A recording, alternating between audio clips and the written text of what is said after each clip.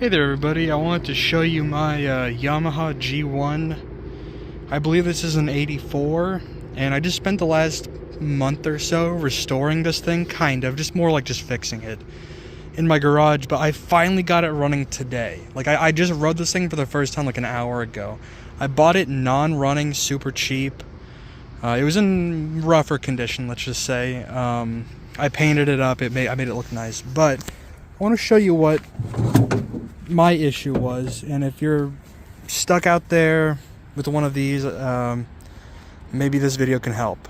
So, I need to strap this tank down, but when I got it, it had a dead battery. The battery actually came with it, and it's actually good. I was able to charge it back up. It's still good.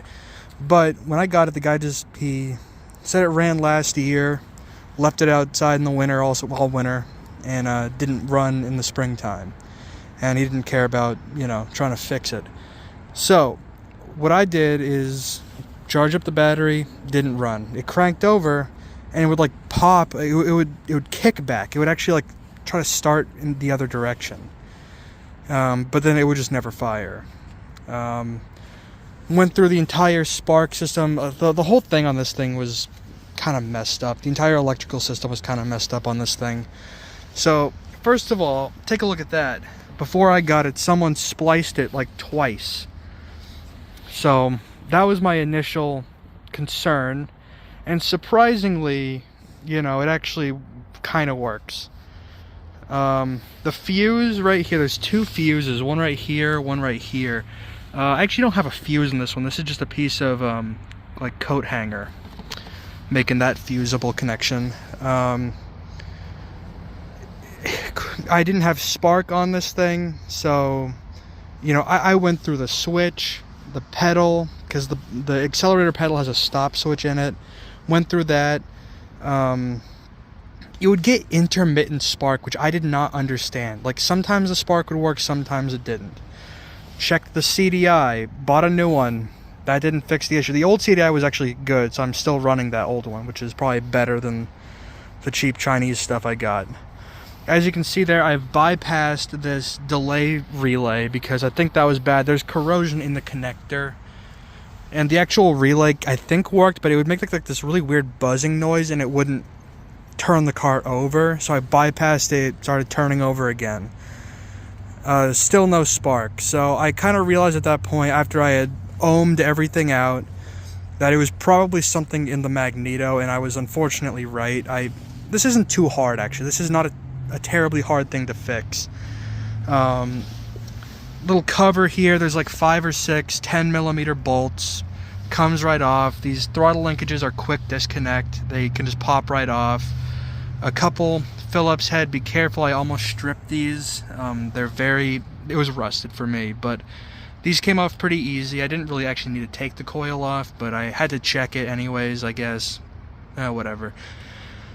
When I pulled this cover off, you will be looking at another cover, which is this one right here. That one comes off with one bolt at the bottom.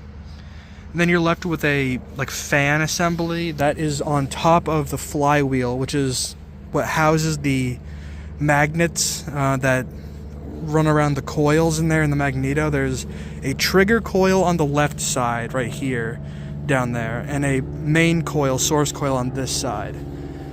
And when I pulled this apart, it was just packed full of mud and dust and just terrible. So I cleaned it all out, put it all back together, didn't run. Then I repeated that step probably about 10 times, just using my puller and pulling the flywheel off, putting it back on, trying to adjust the timing on the magneto, because I thought that was the issue, because I was getting spark after I fixed a bad trigger coil in there. As you can see, if you look down there, I have new connectors on the little 4-pin harness, 4-plug little harness that goes to the magneto. My trigger coil was dead, didn't run. So I got a new trigger coil. Of course, no one makes them anymore, so you had to get one that was like hand rebuilt for $90. So that was unfortunate, but that got me spark back. I put this all back together, still got spark, didn't run. So I kept adjusting the magneto, didn't really do anything. rebuilt the carburetor. I mean, it was looking nasty anyways. It looked like the stuff down there. It looks nice now, it looks pretty. I cleaned it up, but that didn't do anything for me. Checked the exhaust for blockages. There was no blockages. Then I pulled apart the key over there, and like I actually pulled the key assembly apart, and there was a whole bunch of corrosion on the contacts inside the key. If you look back on my shorts page, I uploaded a video showing that. I actually, if you check my shorts out, I've kind of gone through this cart step by step through there, and I'm just sharing what I've learned now that I've actually got this thing running. So I had like 4 different issues going on at the same time. The switch was corroded and would intermittently work. Got a plane flying right above me, so yeah. Here, it is starting to rain out here, so I'm gonna pull this cart into the garage, and I can absolutely do that now that it runs. Purrs too, listen to that. Runs great.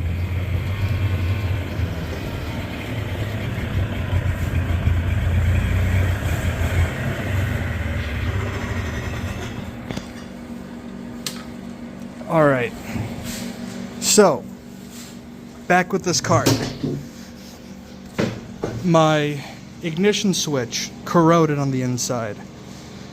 My wiring, a little sketchy in there. I think that was, I mean, the trigger coil was obviously an issue, but the final thing that got me back up and going was actually not the switch. I got this today, and I put it in and it didn't run, right? So here's what I did. I swapped this with this and it ran right.